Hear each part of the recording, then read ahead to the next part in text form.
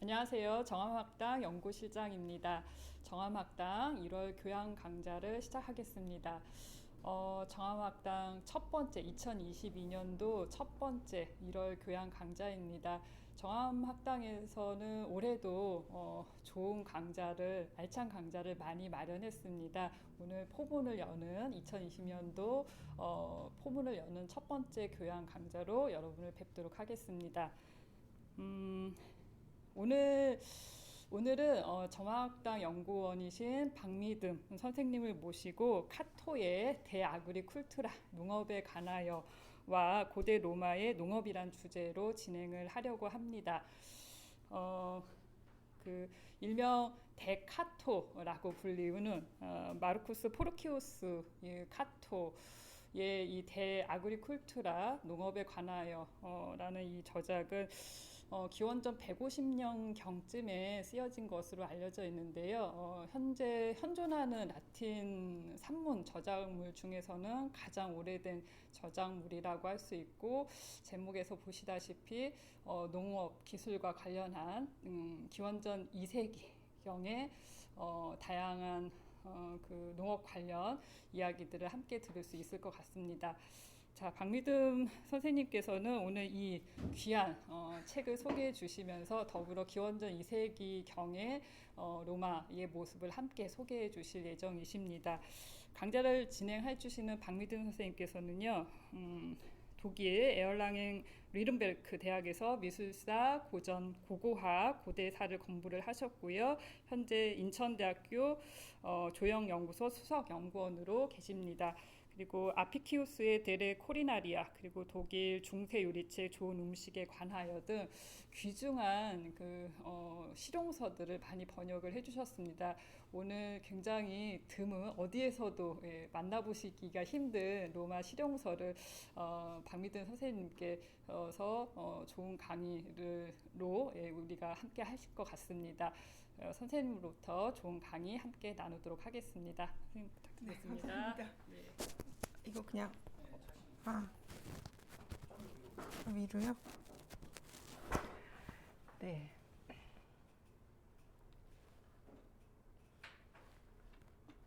네, 일단 안경을 써야 되겠죠? 네, 반갑습니다. 안경을 쓰니까 제가 이 화면을 보면 잘 안 보이네요. 네. 예, 중간중간에 편하게 네. 쓰셨다고 하죠. 네. 그 연구실장님께서 이렇게 멋지게 화려하게 또 소개를 해주셨기 때문에 저는 일단 바로 본 내용으로 들어가겠습니다. 카토의 농업에 관하여 와 고대 로마의 농업이라고 거창하게 제목을 정하긴 했지만 사실 좀 너무 방대한 내용입니다. 사실 2시간 동안 어떻게 효과적으로 여러분들께 소개를 드릴까 고민을 하다가 고고학적인 그런 어떤 주제가 여러분들 익숙하지 않을 것 같기 때문에 조금 뭐라 그럴까, 오늘은 강의를 이렇게 또 비교를 하면 그렇지만 좀 처음 소개팅 하는 기분? 약간 이렇게 그런 식으로 조금 편안하게 내용을 잡아 보았습니다. 근데 사실 저 소개팅 잘 모릅니다. 한 번도 안 해봐갖고 뭐 드라마에서 소개팅을 배웠습니다. 아무튼 그런 기분으로 제가 한번 그러면 시작을 해 보겠습니다. 이게 왜 안 넘어갈까요? 이제 잠시만. 네, 됩니다.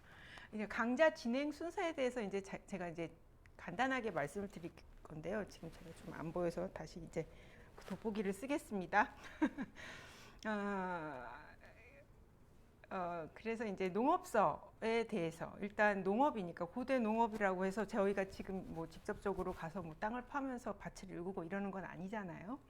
이제 고고학 관련을 해서 이제 어떤 식으로 이제 우리가 공부를 하고 연구를 해야 될지 이제 제가 소개를 드리는데요. 고대 로마 농업서를 누가 저술하였는지, 그리고 그 중에서 또 지금 제가 작업 중인 책, 카토가 쓴 농업에 관하여에 대해서, 그리고 또 저자 소개를 또 해야 되잖아요. 그래서 이제 저자도 이제 잠깐 간단하게 소개를 하고요. 그 다음에 이제 그것과 관련해서 관련된 내용들을 이야기를 하는데, 이제 뭐 많은 내용이 진짜 많습니다. 뭐 농업이 이렇게 단순한 게 아니기 때문에 그래서 그 농업의 집약적인 어떤 장소, 그 빌라 루스티카라고 하는 그곳에 대해서 한번 이야기를 해보도록 하겠습니다. 네, 고대 로마 농업과 기술 및 설비, 도구 이런 것들은 일단은 이제 고고학을 공부를 하려면 제 1차적으로 문헌적인 어떤 그 자료들을 습득을 해야 됩니다. 그래서 고대 로마 농업서의 저자에 대해서 이제 제가 소개를 드리려고 하는데요. 이게 지금 앞에 이게 다 이름이에요. 이름 부르다가 또 숨 넘어가면 안 되잖아요. 그래서 이제 간단하게 제가 이제 이름을 부르겠습니다. 이제 보통 일반적으로 부르는 식으로. 그래서 이제 카토라는 사람이 농업에 관하여라는 책을 기원전 2세기에 저술을 하였습니다. 이제 이게 거의 이제 지금 뭐 나중에는 어떻게 바뀔지는 몰라요. 이제 고고학 같은 경우에는 이제 이런 것들을 어떤 자료가 또 새로 나오면 바뀌기도 하지만 지금 현재로 우리가 남아 있는 자료들 중에서는 카토의 저작이 가장 최초의 로마 농업서 저작이라고 알려져 있습니다. 그게 이제 기원전 2세기고요. 그다음에 이제 너무 잘 아시는 또 저자죠. 베르길리우스. 이제 베르길리우스도 또 농업에 관한 책을 썼습니다. 그건 이제 네, 그래서 농업. 그래서 이제 이게 게오르기카라고 하는 책인데 이제 농업이라고 제가 이제 우리말로 옮겼고요. 이제 제가 그걸 옮겼다는 게 아니라 제목만. 이제 기원전 1세기입니다. 그 다음에 조금 덜 알려진 사람이죠. 그래서 바로라는 사람이 있는데 이 사람이 농업에 관하여라는 책을 기원전 1세기에 저작하였습니다. 근데 요거를 어떤 곳에서는 농업에 관한 대화 이런 식으로 이제 제목을 붙인 경우가 있는데 왜냐하면 이 바로 책은 이렇게 무슨 지침서가 아니라 이렇게 이야기하는 식으로 쓰여져 있기 때문에 이제 이렇게 제목이 붙어 있는 경우도 있습니다. 그 다음에 콜루멜라, 이 사람도 굉장히 중요한 사람입니다. 근데 언제 태어났는지는 확실하게는 잘 모르겠고요. 일단 이제 기원 후로 넘어왔습니다. 기원 후 70년경에 농업에 관한 책을 12권으로 이제 된 총 12권인 책을 이제 썼습니다. 그게 기원 후 1세기. 그래서 농업 12서라고 제가 한번 그냥 이렇게 적어봤습니다. 그 다음에는 너무 잘 아시는 사람이죠. 플리니우스, 박물지로 유명한 인물인데요. 물론 이 사람은 이제 박물지는 농업에 관한 것뿐만이 아니라 뭐 온 그 세계, 그 당시에 세계에 있던 모든 것들을 백과사전식으로 이제 기술을 해 놓았습니다. 그 안에 이제 농업에 관한 이야기들이 상당 부분 있기 때문에 이 책도 농업을 연구를 하기 위해서는 굉장히 중요한 자료입니다. 이게 기원 후 1세기. 이 사람은 그 베수비오 화산 폭발 때 죽었죠. 네, 네, 그렇습니다. 그리고 돈도 아주 많았던 사람이에요. 농업하고도 관련돼서 이제 또 다른 그 조카 뻘 되는 사람한테 또 어마어마한 또 농장들을 또 이렇게 물려죠. 상속. 예, 상속하고 뭐 이래갖고 이제 이 얘기가 가끔 나옵니다. 그 다음에 또 아주 덜 알려진 사람, 팔라디우스라는 사람이 있는데 이 사람도 이제 농업에 관하여라는 책을 썼습니다. 그래서 이 책은 이제 이 사람의 활동 시기는 확실하게 알려지지가 않아요. 그래서 뭐 한 4세기 아니면 5세기 요 정도로 보이는데 그래서 이제 이 책도 한 4세기에서 5세기 사이에 쓰여진 것이 아닌가 뭐 이런 이야기를 하고 있습니다. 네, 요 정도예요. 생각보다 많지 않습니까? 다 뭐 대부분 뭐 카토 정도 아니면 플리니우스 정도 알고 있는데 이렇게 많은 사람들이 썼고요. 특히 이제 콜루멜라 같은 경우에는 12권이잖아요. 12권이니까 내용이 어마어마합니다. 여기 아주 굉장히 자세하게 잘 쓰여져 있어요. 그래서 모르면 일단 콜루멜라를 찾아보는 게 이제 수순처럼 이제 공부를 하고 있습니다. 이쪽 공부하시는 분들이. 네, 그런데 이게 그러면 이 사람들이 네, 다음으로 한번 넘어가 볼까요? 네, 어떤 내용을 어떻게 썼느냐? 뭐 물론 농업에 관한 내용입니다. 그런데 이제 이탈리아 상황에 맞게 기술을 하고 있어요. 이 얘기는 뭐냐면 그 로마가 굉장히 크잖아요. 이탈리아 반도를 넘어서는 게 로마 제국인데 이 농업사들은 대부분 이탈리아 반도의 그런 환경 조건에 맞게 그거에만 맞게 주로 쓰여져 있습니다. 물론 이제 아닌 경우 내용들도 있지만 그런 어떤 한계성이 있긴 있어요. 그렇기는 해도 그 농법의 그런 복잡성이라든지 효율성에 대한 어떤 그런 로마인의 통찰력을 살펴볼 수가 있습니다. 진짜 깜짝 놀랄 이야기들이 너무 많고요. 읽으면서도 이게 아니 과연 진짜 이 시대에 이 사람들이 이렇게 했을까 못 묻겠다 막 이런 내용들도 있습니다. 그래서 이들 농업사에는 천문학 지식 만약에 달이 어떻게 되고 별이 어떻게 될 때 뭐를 짓고 뭐를 하면 안 되고 이런 식으로 천문학 지식이 있고요.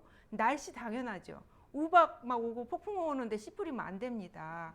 네, 그래서 이제 이런 날씨 및 기후 관찰 이런 것들을 예측을 해서 평균적으로 자기네들이 사는 환경이 어떤지 그런 것들을 이제 기록을 해 놓습니다. 그다음에 토양 연구. 예를 들어 이 시기에는 그렇진 않지만 쌀을 어디다 산간 지방에다가 씨 뿌릴 수는 없잖아요. 그러니까 토양 연구 이런 것들, 그다음에 초목의 특성, 그다음에 필요, 어떻게 그것을 써야 될지, 그다음에 그것에 알맞은 처리, 이제 길렀으면은 그걸 어떻게 수확을 해서 어떻게 처리를 하고 어떻게 보관을 하고 이런 것들까지, 그다음에 가축, 식물만 먹고 살 수는 없었으니까 그리고 일도 해야 되잖아요. 그래서 가축 관리, 그다음에 최고의 수확량을 달성하기 위한 어떤 노력들 이런 것들이 이 안에 들어 있습니다. 그래서 저술의 시작은 이제 이탈리아 반도, 제가 아까 말씀드렸듯이 이탈리아 반도에 맞는 실정에 맞는 그런 한정적으로 이제 그 안에서만 통용되었지만 이 지식이 이제 로마가 이제 제국을 확장을 하면서 갈리아 지방이라든지 이제 라인강까지 가잖아요. 그 정복한 이후에 이제 이쪽은 보통 그 서양사를 할 때 특히 이제 고고학이나 미술사를 하다 보면 가장 많이 하는 얘기가 갈라놓기예요. 지역적으로. 그걸 어떻게 갈라놓느냐면 알프스 남쪽, 알프스 북쪽. 그래서 이제 알프스 북쪽으로 넘어가잖아요. 이제 이쪽으로 이제 전파가 되는 거예요. 이게 다 알프스 남쪽에 있던 것들이.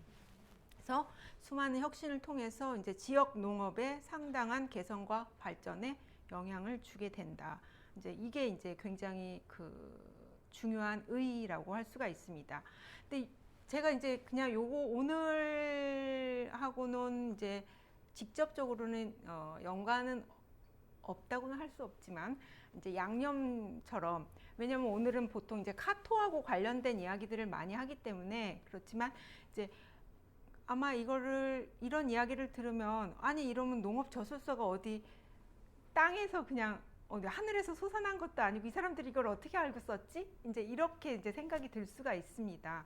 그래서 예를 들어서 콜루멜라 같은 사람들은 12권을 썼잖아요. 그러니까 기니까 얘기 많아요. 그래서 처음 시작할 때 그 선대, 그러니까 물론 로마 사람들 아닙니다. 대부분 이제 고대 그리스나 헬레니스무스 사람들인데 그 히랍이나 헬레니스무스 그 시대, 그러니까 특히 고전기, 그 히랍 고전기하고 헬레니스무스 시대의 유명한 저자들 이름만 쭉 나열을 해요. 한 30명 정도 되는 것 같아요.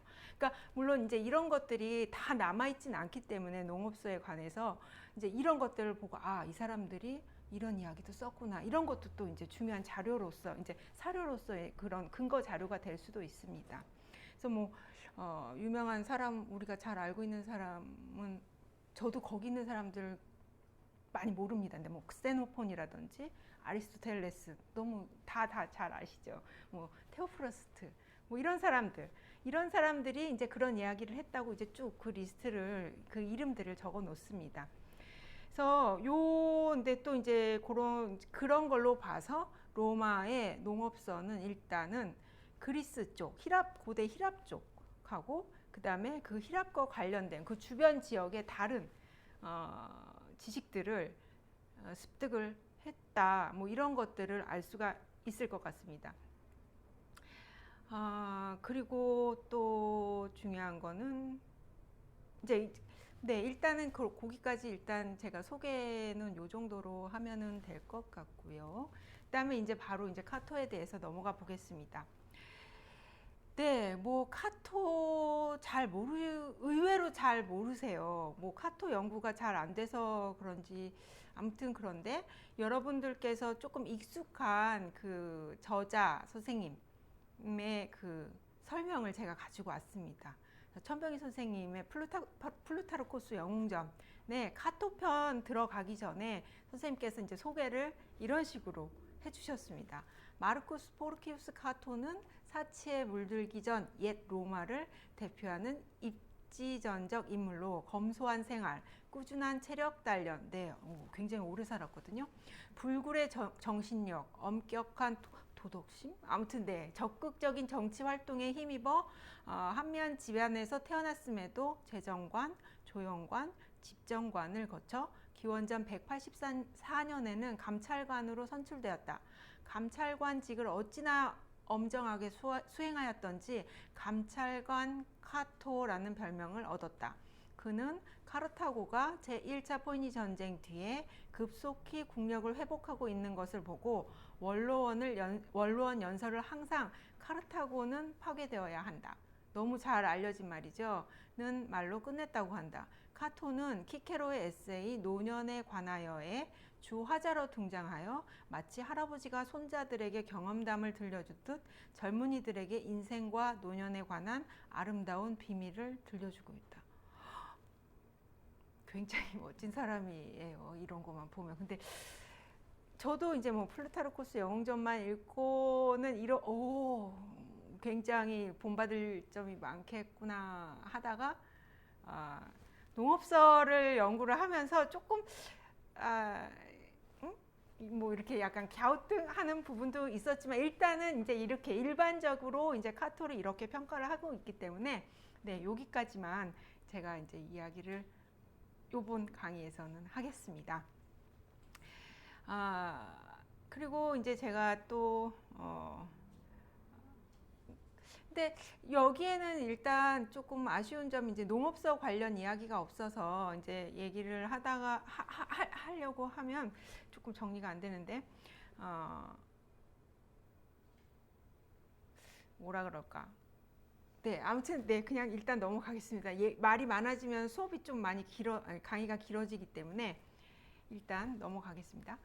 네, 그래서 여기 제가 이제 주의했는데 많은 분들이 저한테 질문을 해주세요. 이제 제가 보통 카토라고 이야기를 하니까 근데 이 지금 제가 말씀드리는 이 카토보단 사실 다른 카토가 조금 더 유명하죠. 카이사르 때 그 카토 그렇지 않나요?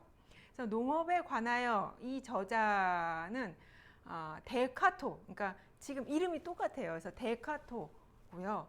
그다음에 소카토는 동명이인이에요. 이제 카토 집안의 그 후손이죠. 소카토는. 그래서 데카토가 소카토의 증조부입니다. 그래서 데카토, 지금 제가 말씀드리는 이 농업에 관하여를 쓴 그 데카토는 라티움어로 역사를 서술한 최초의 로마인. 이제 요거는 이제 농업에 관하여가 아니라 이제 다른 작품, 조금 이따가 제가 말씀드릴 작품, 이제 그 내용은 이야기는 안 하지만 최초의 로마인이자 최초로 라티움어 산문을 저술한 인물이에요. 산문. 네. 시가 아니라 산문을 저술한 인물로 알려져 있습니다. 그래서 최초의 산문이 바로 농업에 관하여. 그러니까 요것도 약간 조금 이제 왜냐하면 카토가 2개를 저작을 했기 때문에 이제 그거 아무튼 네, 보통 이렇게 이야기를 합니다.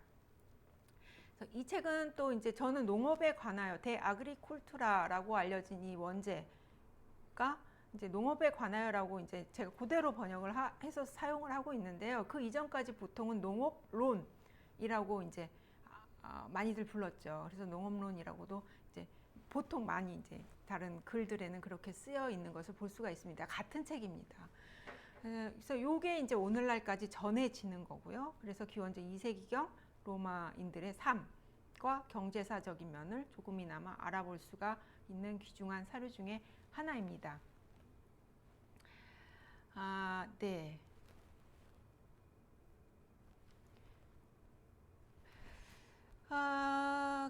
카토 이제 데카토는 이 정도만 일단은 하면 좋을 것 같습니다. 사실 농업에 관하여 하고 연결해서 할 말이 굉장히 많아요. 진짜 뭐 이렇게 가끔은 좀 막 붕괴할 때도 있고 아무튼 그렇긴 한데, 네, 일단은 오늘은 여기까지만 이제 소개를 하고요. 간단한 소개를 마쳤으니까 그의 저작 중에 하나인 농업에 관하여를 이제 이야기를 해보겠습니다. 조금 전에 제가 말씀드렸듯이 카토의 잘 알려진 저작은 두 가지입니다. 하나가 지금 농업에 관하여, 그 다음에 지금 제가 이제 스크립트에 쓴 오리기네스, 기원이라고 하는 책입니다. 이게 바로 이제 역사서, 아까 제가 말씀드렸던 그 역사서고요. 이거는 저도 그냥 띄엄띄엄 듣기만 했지 갖고는 있지만 제대로 읽어보지는 않았거든요. 이제 솔직하게 말씀드립니다. 왜냐하면 오리기네스 내용이 어때요 하면은 물어보실까봐 그 질문 안 받겠습니다.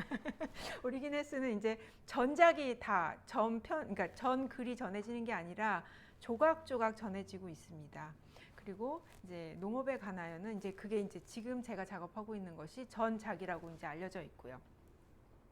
농업에 관하여는 보통 이제 150년경에 쓰였다라고 이야기를 합니다. 그러면 어떻게 되겠습니까? 이제 지금 제가 말씀드리겠지만 174년에 기원전 174년에 오리기네스를 쓰기 시작했다고 하니까 그렇게 되면 두 번째 저작이죠. 근데 대부분 이게 최초의 산문이라고 얘기를 합니다. 오리기네스가 있는데. 근데 이제 그런 이야기가 왜 나오느냐 보면 150년경이라는 의견도 있고, 오리기네스를 쓰기 시작한 그 시점 174년, 기원전 174년부터 농업서도 쓰기 시작했다는 의견이 있습니다. 이제 둘 중에 어느 게 정확한지는 모르겠지만 일반적으로는 일단 150년경이라고 얘기를 해요. 그래서 두 작품 다 죽기 전까지 썼다고 알려져 있습니다.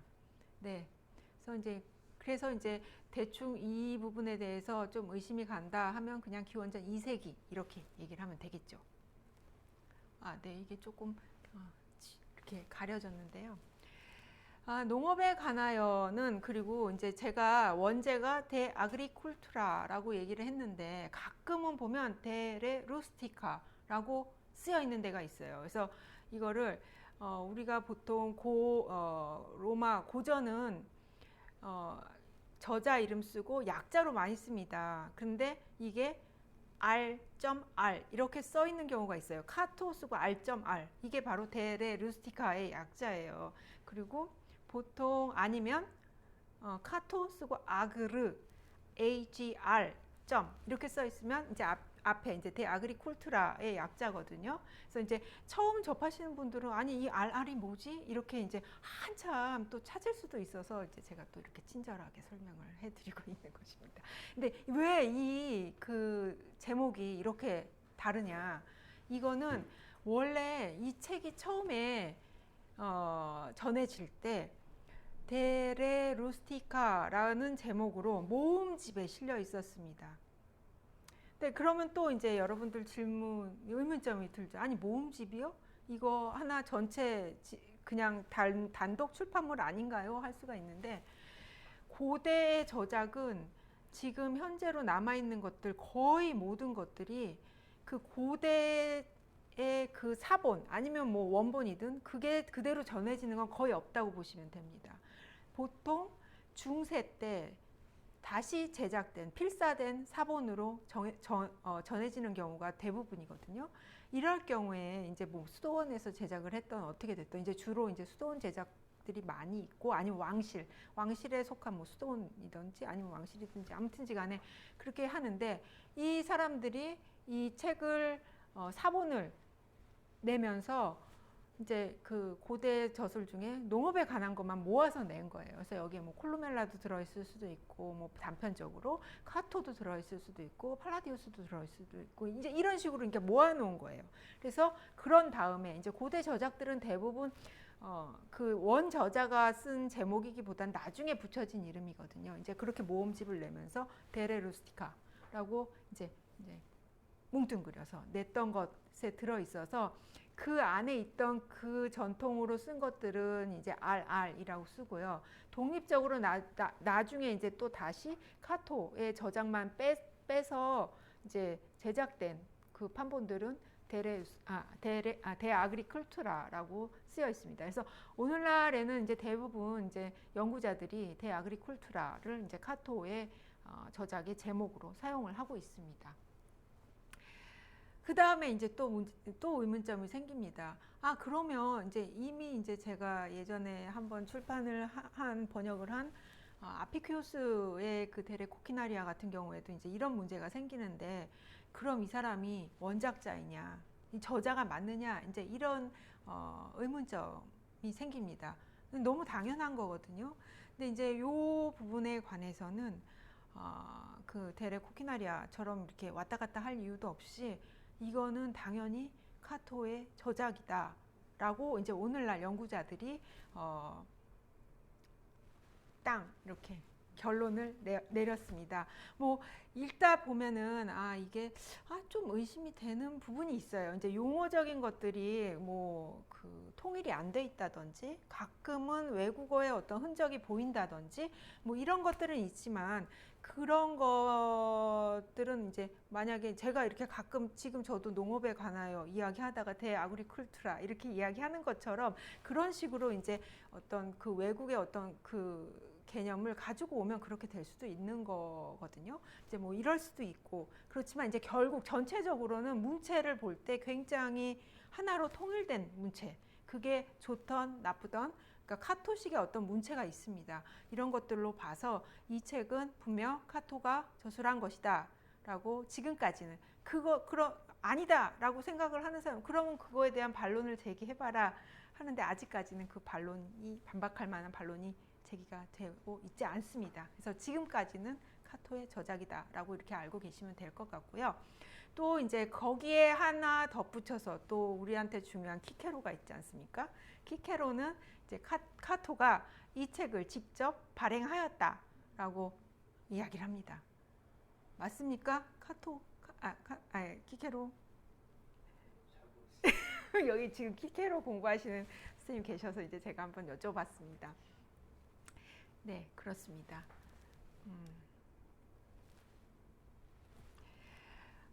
그리고 네, 이 책은, 그리고 또 이제 여러분께서 이렇게 익숙하지 않은 이유가, 고대 문헌 하면 철학서 아니면 문학에 더 친숙하죠. 저도 그랬습니다. 그러니까 고대 하면 철학하고 문학, 그렇지 않나요? 네, 뭐 베르길리우스도 농업 써요? 이래요. 에네아스 이야기 더 잘 알고 있잖아요. 이런 식으로 뭐 오비디우스 하면은 변신 이야기 이런 거, 아니면 뭐 아리스토텔레스나 플라톤, 당연히 철학이잖아요. 근데 그러다 보니까 이건 너무 실용서예요. 그래서 이제 전통적으로 볼 때 지금까지, 그러니까 유럽 내에서도 그 실용서는 조금 뒷전이었어요. 아무튼 네, 그렇습니다. 그래서 그 이제 이 책이 범주가, 그러니까 이거는 실용서라고 얘기를 해야 되겠죠. 네, 실용서의 범주에 들어갑니다. 그렇기는 한데, 우리가 이렇게 뭐 꽃 잘 기르는 법, 아니면은 뭐 닭 잘 키우는 법 해서 이렇게 사서 보는 그런 지침서하고는, 교과서 같은 그런 책들하고는 조금 성격이, 그러니까 구성이 조금 애매합니다. 아마 이거는 이제 초기 산문이라서 더 그런 그 특성을 갖고 있는 게 아닌가. 아직 체계가 안 잡혔기 때문에. 그렇기는 해도 아무튼 실용서, 지침서라고 이야기를 할 수가 있어요. 그리고 같은 실용 지침서의 성격을 갖고 있지만, 콜루멜라 같은 경우에는 이제 이야기하는 식으로 되어 있기 때문에 약간 편집글이나 대화 방식처럼, 그러니까 약간 좀 그런 것들이 있습니다. 그래서 근데 요 책이 그러면 이런 실용서, 지침서가 왜 나왔는가? 이제 요게 이제 역사적인 어떤 사건, 배경들이 조금 있습니다. 이 책이 나온 당시 상황이 한창 대규모 토지 소유자들이 늘어나던 시기입니다. 이제 정복 사업을 통해서. 그러다 보니까 이거 이렇게 많은 것들을 농장 경영을 해야 되는데 어떻게 해야 되지? 해서 이제 카토가 총대를 메고 책을 썼다고 볼 수가 있습니다. 그래서 카토는 스스로가 이제 뭐 말하자면 상류층이긴 하지만 스스로 농부로서, 그리고 농업 경제 활동의 중심에 있던 그 빌라 루스티카, 이제 조금 있다가 제가 이제 요 개념도 간단하게 설명을 드릴 건데요. 농장을 경영하는 사람으로서, 경영자로서, 그리고 그다음에 자신이 농부였으니까, 그리고 경영을 했으니까 경험이 있을 거 아니에요. 그래서 자신의 경험이나 그다음에 아까 제가 또 말씀드렸듯이 다른 나라에서 가지고 온 어떤 공부한 내용들, 이런 것들, 그다음에 그것 더하기 또 다른 친구 경영자들이 있을 거 아니에요. 우리 뭐 하면 서로 공유하고 막 이런 거 하잖아요. 지금도 그런 것처럼 다른 농장 경영자들 사이에서 입에서 입으로 전해지던 것들을 이제 같은 자기가 살던 시대 동시대인들과 공유를 하거나 이제 소통을 하는 거죠. 정보 교환을 하면서 아 이거 좋은데 이렇게 하는 거, 아 이건 안 좋다더라, 이런 것들을 하기 위해서 문서화한 것이다라고 볼 수가 있을 것 같습니다. 그래서 그렇다 보니까 카토는 농업의 본질이 그럼 과연 무엇인가? 그러니까 저는 이제 이 책을 읽으면서 처음에 조금 서문 때문에, 이제 오늘은 그 이야기는 안 할 거지만 이제 거기에 굉장히 복잡 다양한 의미가 있기 때문에 이제 소개의 차원이라 그런 골치 아픈 얘기는 제가 안 하려고 합니다. 근데 농업의 본질이 무엇인가 할 때 막 저 혼자 막 상상을 했어요. 뭐 이상주의자 뭐 이런 식으로. 근데 아니에요. 여기에서 농업의 본질은 자본에 맞춰서 실행을 해야 된다. 무조건. 그리고 그 자본으로 가능한 한 최고의 수익을 얻는 것. 그것이 농업이에요. 그러니까 돈 안 되는 거 안 해요. 그러니까 예를 들면 어떤 내용이 있냐면 노예를 부리는데 노예가 이제 나이가 들었어요. 그러면 끝까지 잘 봐준다? 아닙니다. 어떻게 하냐? 노예 시장에다 갖다 그냥 빨리 팔아야 돼요. 그래야 내가 손해를 안 봐요. 일도 못하는데 밥 주고 옷 주고 뭐 하면 돈 들잖아요. 이제 이런 이야기들이 들어 있습니다. 예. 씁쓸하죠? 네, 그렇습니다. 그래서 농업은 카토에게 있어서 본질적으로 자본을 이행하기 위한 수단이었고, 그다음에 가부, 이제 굉장히 중요한 개념이잖아요. 그 뭐라 그러죠? 그 패밀리의 아버지, 그러니까 가부가 처음으로 해야 할 일은 좋은 토지를 사들이는 것. 근데 이거 읽으면은 진짜 저도 많이 배워요. 물론 땅 저 살 돈 없지만 아무튼간에 이제 그런 것들, 그러니까 좋은 토지를 어떻게 사야 되는지 앞에 그냥 열심히 얘기를 합니다. 근데 이 책은 그래서 크게 두 가지 작물 재배에 중점을 두고 있습니다. 왜? 수익이 제일 잘 나는 게 두 가지니까. 간단하죠? 네, 올리브 나무 재배, 그다음에 포도나무 재배. 올리브는 먹기도 하고 이제 식량으로도 중요하고, 그러니까 물론 다 식량이지만 그냥 먹기도 중요하고, 그다음에 기름이 있어야 요리를 하잖아요. 뭐 그것뿐만이 아니라 쓸 때가 많거든요. 기름은. 그다음에 포도나무, 이건 왜? 와인. 그다음에 와인 잘못되면 어떻게 합니까? 식초 만들죠. 식초. 이제 이런 것들을 위해서 가장 중요하다고 이야기를 합니다. 그래서 효율적인 경작과 토지 이용을 통한 수익성 높일 수 있는 방법, 어떻게 해야 되는지, 이제 이런 것들을 제시를 하고요. 그다음에 가축 기르는 방법, 왜냐하면 가축 먹기도 하고 이제 부리기도 해야 되니까. 그리고 필요한 음식 자급 방법. 이제 요거는 이제 그 가솔들, 그 권솔들을 먹여 살려야 돼요. 그래서 그렇기 때문에 이제 어떤 식으로 자기가 사오는 순간 돈이 더 많이 들어가요. 그렇죠? 대량으로 뭔가를 할 때는 내가 직접 다 해서 만들어 먹는 게 더 이제 덜 손해거든요. 이익이에요.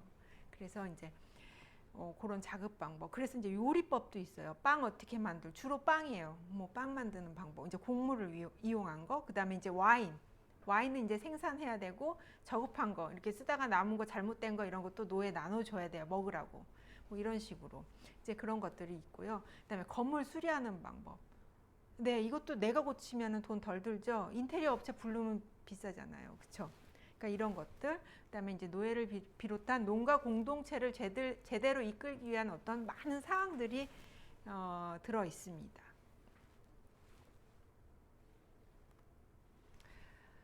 네, 아까 잠깐 이야기했던 이제 요 책이 나온 배경을 조금 더 이제 얘기를 해보면 이제 중요한 사건이 제2차 포에니 전쟁입니다. 그래서 포에니 전쟁이 끝난 다음에 이제 그 아까 제가 대규모 토지 소유자가 많이 늘어나던 시기였기 때문에 이 책이 쓰여졌다고 했잖아요. 그래서 대규모 부동산 형성, 그다음에 소규모 가족 사업이 이제 쇠퇴를 합니다. 이제 큰 게 늘어나고 작은 게 이제 망하는 시기예요. 그래서 그다음에 로마 상류층이 굉장히 이런 어떤 상황에서 유리한 상황이었고, 그다음에 전쟁, 정복 사업을 통해서 땅을 많이 이제 획득할 기회를 얻었습니다. 근데 그 반대로 그 이전까지 있던 소작농들은 이제 전쟁을 겪으면 어떻게 됩니까? 다 황폐화되잖아요. 그래서 이제 황폐화되고, 그다음에 이 사람들도 군복무해야 돼요. 나가서 싸워야 되니까 집에 없었어요. 그러면은 제대로 일이 돌아가질 않죠. 그 조그만하게 이렇게 하던 것들이. 그래서 장기간 집을 비우게 되니까 또 이제 자기네들 그 소작농들은 농가들은 이제 조금이 아니라 완전히 이제 경제적으로 힘들게 되고, 또 살아 돌아오면은 그나마 다행인데 죽으면 어떻게 돼요? 어떻게 할 수가 없습니다. 그러면 왜 웃죠? 제가 막 너무 쉽게 이야기를 해서 그런가요? 네. 그러니까 이렇게 되면 농장 보유를 할 수가 없죠. 작건 크건. 아무튼 작으면 더 힘들고 어떻게 해요? 팔아야죠. 팔고 조금이라도 돈 받아야 되잖아요. 이런 것들을 다 사들이는 거예요. 그래서 돈 많은 사람들이 이게 이제 매각이 되는 거죠. 너무 요즘 상황하고 비슷해요. 제가 요즘 이 카톡을 읽으면 자꾸 그 생각이 드는데, 그러면 상류층들은 계속 부를 축적을 하면서 점점 토지가 늘어나니까 그냥 큰 토지가 아니라 진짜 대토지, 대농장이 생길 수밖에 없고, 그다음에 경제 규모가 그러다 보니까 커져요. 이제 이 상황에서 이제 이거를 운영을 잘 하려면 이런 게 필요하지, 이런 것들. 그러면 이 사람들이 갑자기 저 같아도 땅 하나 딱 주고서 이거 경영해라 하면 어떻게 해야 될지를 몰라요. 그렇죠? 근데 이걸 어떻게 갑자기 이 사람들이 경영을 할 수 있는 방법, 그리고 막 이렇게 책까지 내느냐. 전쟁은 전쟁 자체로도 영향을 받지만 그 다른 문화하고 접촉을 하면서 많은 것들을 습득을 하게 되죠. 예를 들어서 페르시아 전쟁 겪고서 그리스가 건축적인 거 영향이 굉장히 컸던 게 바로 오데온입니다. 그러니까 이건 제가 이제 졸업시험에 나왔던 거라. 그 페르시아인들이 쓰던 그 이렇게 생긴 천막처럼 생긴 동그랗게 생긴 그 집 모양, 이동형 그 천막을 보고서 죄송합니다. 천막이라고 그래야 되나? 아무튼 그 집을, 이동형 집을 보고 아테네 그리스인들이 오데온이라 둥근 그 형태의 건축물을 만들게 되는 거예요. 이런 것처럼 그 전에 다 네모냈거든요. 이제 이런 식의 어떤 영향을 받듯이 로마인들은 그 농법을 배워옵니다. 카르타고를 통해서 이제 포이니 전쟁, 그러니까 오랫동안 그 페니키아인들이 사용하던 대규모의, 그러니까 작은 단위가 아니라 큰 단위였어요. 그런 것들 농업 방법을 배워와서 그것을 로마인들이 자기네한테 적용을 시킵니다. 그러니까 로마인들 보면은 가끔은 남의 거라고 해서 이렇게 애매하게 힘들게 안 해요. 가지고 와서 자기 걸로 잘 만들어요. 그래서 이건 이때다. 이걸 우리가 왜 몰랐지? 가지고 와서 이제 자기는 이런 식으로 이제 발전을 시켜서 더 극악무도하게 이제 사용을 하게 되는 거죠. 그래서 이제 여기 이제 중요한 게 뭐냐면 여기서 값싼 생산. 그러니까 비용을 적게 들여서 생산을 많이 하고, 그 다음에 갖다 팔아서 이윤을 최대화하고, 그 다음에 이제 산업적이라고 하기에는 좀 그렇지만 그 당시에 조그맣게 규모로 이제 로마에서 하던 것들이 이제 대규모가 되니까 지금의 비유를 하자면 이른바 이제 산업적인 어떤 그런 농장 경영 시스템을 만들게 됩니다. 그러니까 하나하나 자기네들이 받아들여서 체계적으로 이제 잘 돌아가게끔 만드는 거죠. 그래서 이런 시기에 이제 이거를 사실 여기 제가 자본가라는 표현을 썼는데 자본가의 개념은 이때는 아직 안 나와요. 그래서 제가 여기다 이렇게 따옴표를 붙인 거거든요. 그러니까 약간 좀 부정적인 면도 있기는 하지만 자본가로서의 어떤 카토가 그래서 이제 농업서를 저술하고 출판하였습니다. 네. 그러니까 농업에 관하여 구성은 대략 이렇습니다. 이제 한 160장 정도가 돼요. 그게 조금 넘는데 그 내용이 토지 매입과 관리. 네, 이게 제일 중요해요. 이제 제일 첫 단계. 그다음에 소유자 및 관리자의 의무.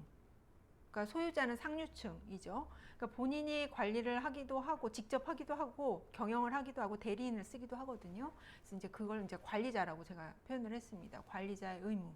어떻게 해야 되는지. 그다음에 착즙실과 양조장 설비. 제가 아까 말씀드렸듯이 제일 중요한 거 올리브하고 포도 재배. 그러니까 즙 짜서 포도주 만들고 와인 만들고 그다음에 와인 만들고 그다음에 올리브즙 짜서 기름 또 써야 되고 하니까요. 요 설비. 그다음에 노예 음식과 의복. 이것도 중요하죠. 왜냐하면 돈 드는 거 어떻게든 제대로 이용해야 되잖아요. 그래서 막 여기 보면은 뭐 이렇게 입었던 거 다 걷어다가 다시 이제 손질해서 꼭 걷어오라고 얘기를 합니다. 손질해서 다시 줘야 돼요. 이제 이런 식으로 새로 사면 또 돈 들잖아요. 그렇죠? 그다음에 뭐 병든소 치료. 이거는 뭐 사실 이렇게 큰 장은 아닌데 이거 굉장히 중요한 거라고 생각을 해서 제가 여기다 넣었습니다. 왜냐하면 소가 없으면 밭을 못 갈아요. 노예 아무리 시켜도 소만큼 일 못 하거든요. 네. 네, 그렇습니다. 그래서 자급자족을 위한 조리법, 그다음에 기름과 와인 생산 및 관리, 그다음에 의료적인 어떤 처치하고 처방, 의사불능 돈 들죠.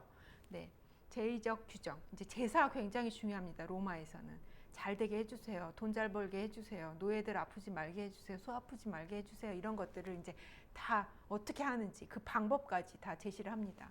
그다음에 중요한 거 계약서 쓰는 거. 이때도 이미 이 사람들 계약서 썼습니다. 그래서 계약서 각종 계약 방법, 그다음에 사용 권한, 할당 방식 이런 것들 등이 이제 여기에 쓰여 있습니다. 근데 이제 여기에 보면은 처음에는 굉장히 체계적으로 잘 쓰여 있어요. 그러다가 한 중간쯤 가면 이거 우리 이제 저도 이제 이거를 지금 그 강도패를 하면서 이거 우리 앞에서 나왔던 내용 아니에요? 막 헷갈려요. 왜냐하면 진짜 이게 나왔던 내용이 또 이렇게 다시 나오기도 하고 반복적으로 이렇게 되기도 하고 뭐 예를 들어 올리브 나무 심는 거 하다가 갑자기 막 제사 지내는 얘기 나오고 막 이럽니다. 이제 뭐 가끔씩은 이제 이래서 이제 그 지침서하고는 오늘날 지침서하고는 달리 조금 덜 체계적인 그런 방법을 쓰고 있다고는 하지만 이거는 그 최초의 이런 실용서로서는 아주 훌륭하게, 그리고 이 사람이 또 군인 출신이라 그런지 모르겠지만 굉장히 간단 명료하게 써요. 그래서 너무 간단 명료해서 무슨 말인지 모를 때도 있습니다. 그러니까 다 알고 있는 거는 그냥 빼고 그냥 쓰는 거예요. 근데 우리 오늘날 지금 2000년이 지난 우리가 읽기에는 다 알지 못하잖아요. 이거를 또 알아내는 게 또 우리가 해야 할 일이겠죠. 이제 이렇게 굉장히 간단하고 단순하게, 그리고 이제 반복적으로 나오는 문구들이 있어요. 이제 이런 식으로 해서. 왜냐하면 지침서는 지금 제가 이렇게 주저리 얘기하는 것처럼 막 얘기를 하면 헷갈려요. 간단하게 1번, 2번, 3번 이렇게 정리를 해야 되잖아요. 그러니까 이런 식으로 쓰여 있습니다. 지금 45분인데 잠깐 쉬고 할까요? 네, 그러면 잠깐 한 10분 정도 쉬었다가 하겠습니다.